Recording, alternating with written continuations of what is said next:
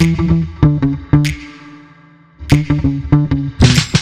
the show today, we have Kyle McDowell, and here is why he is awesome. He's a best-selling author, international speaker, and leadership coach. His book, Begin With We, 10 Principles for Building, Sustaining a Culture of Excellence, building and sustaining, got to do both of those things, which is on the Wall Street Journal and USA Today best-selling list.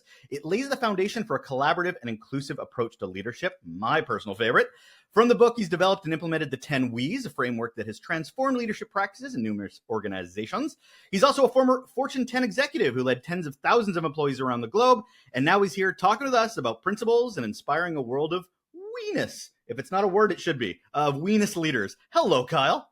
Good morning, Russell. Man, it is really great to be here. You're doing such an important thing with your show. So I'm honored to join and help kind of further the effort. I can't appreciate you enough for saying that. Thank you very much. My focus is all about having honest conversations, and I have been very grateful to have guests that are very aligned with that approach. And so thank you for being yet another one of them. I thank you, sir. The pleasure is mine, sir. Thank you. But you've been very sweet and kind to me to start off, but that doesn't mean you get away from the first question I ask all of my guests, Kyle. You're not off the hook that easy. What, sir, is your best or worst employee experience? Oh, wow. Ironically, the worst experience came before I was even an employee. True story. For a very senior position inside of a pharmaceutical firm, I went through 17 interviews in 7 months, including flying around the country to meet with various people, including flying to a consulting firm's office and doing role playing for an entire day. 17. I can't make it up. And the reason it sticks out as the worst experience, I should have had all kinds of red lights and flags going off. It's like, dude, if you have to go through this many hoops, there's probably something inside or behind the curtains that's not going to be ideal for you. And that turned out to be the case, actually. So I would say that's the worst experience. And by the way, when you spend 30 years inside of big corporate America, there's a lot to choose from. But that's the one that jumps to the front of the list. The best experience, I think, is also, it's interesting. We could look at this as the worst experience, but I actually consider it the best experience. And I talk about this a fair amount. Many, many years ago, my mother was approaching the end of her road fighting cancer. It was about a year-long struggle that she had. And I had my boss at the time, a guy named William, who I've grown to just love, and we haven't worked together in well over a decade. He called, we had our regularly scheduled one-on-one. And right out of the gate, I start going through my results, sharing updates as I usually do. And he kind of interrupted me. He said, "How you doing?" I said, "I'm good, man. See, these numbers are pretty good." And I just kept on the same talk track. And he leaned in in such a caring way. And he said, "I'm only asking because I care." I've never had a leader inside corporate America anyway, tell me they cared. And that was it was a highlight on the list of best experiences.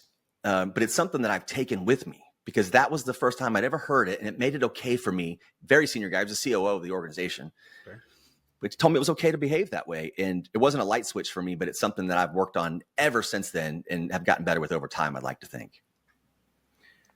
The reason I love that story is that what that leader did was use communication to remove assumption, especially as a new employee who doesn't know why this person who has all this power is asking. Like, they'll jump to their own conclusions. I know I have my own narratives in my head. I'm like, why are they asking? Are they micromanaging me? Like, you're immediately telling yourself this story, but he can care, but if he doesn't communicate that he cares, you fill the void yourself. Right.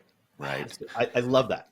Yeah, thanks. And thanks for allowing me to share it. I'm a big fan of this guy. As a matter of fact, he's become a client of mine. I gave a talk with his leadership team a number of months ago, and we're going back sometime soon, hopefully in the spring.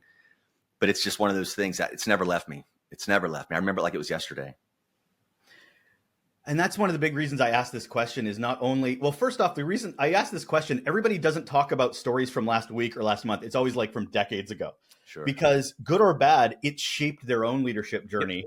Yep. Right. For that first one, how horrible of a first impression is it of, do you think I want to work for an organization that wants to talk to me 17 times or ghosts me, which is the most reoccurring theme with people that are starting out and trying to get traction in a new role?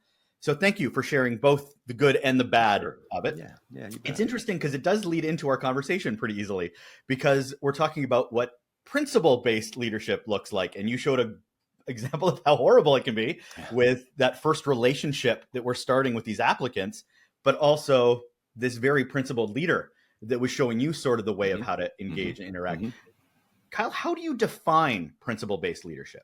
Well, I'll give you the definition that drives me every day, and it's not my own. It's from Oxford Dictionaries. A principle, and I'm paraphrasing, but a principle is nothing more than a foundation for a system of beliefs or a chain of beliefs. It is and if I boil it down to Kyle's terms, it is something to which we align, something around which we align. And when I discovered this thing called principle-based leadership, it's not new. I didn't create it. But what it taught me was, when you establish principles for a team, and I don't care if it's the bowling team, the chess team, the most senior team inside a Fortune 10 company, when you can gain alignment with not just what we do, but more importantly, how we do it, how we interact, how we treat each other as team members, how the leader is expected to treat us, how the team is expected to treat the leader. When you establish those expectations very early on, it makes delivering excellence it almost is an afterthought, because we know how we're going to get there. We know when we're facing adversity, we lean into these principles. So when I discovered principle-based leadership, candidly, it came after I created the 10 principles, because I just established those as kind of like guide rails. Here are the 10 things. And I didn't start off with a goal of 10. I didn't start off with them being the 10 we's. Just for some context for your audience, I just accepted a role to lead 15,000 employees, 11 locations, a $7 billion program. The night before I was going to meet with the top 40 or 50 leaders of my newly inherited organization, I knew I needed to come with something they hadn't heard before. And I knew I needed to approach them in a way I'd never approached the team, because to that point, 2 decades into my career, the biggest emotion I was feeling was apathy. Right. And that's a real hard pill to swallow, man, when you realize the environments that you loathe are the same ones that you created or had a major role in creating them. So I had to do something different, be a leader that I'd never had. And that's when the principles came about midnight in Lawrence, Kansas, the night before meeting with this group. I shared it with the team the next day, and my life has never been the same.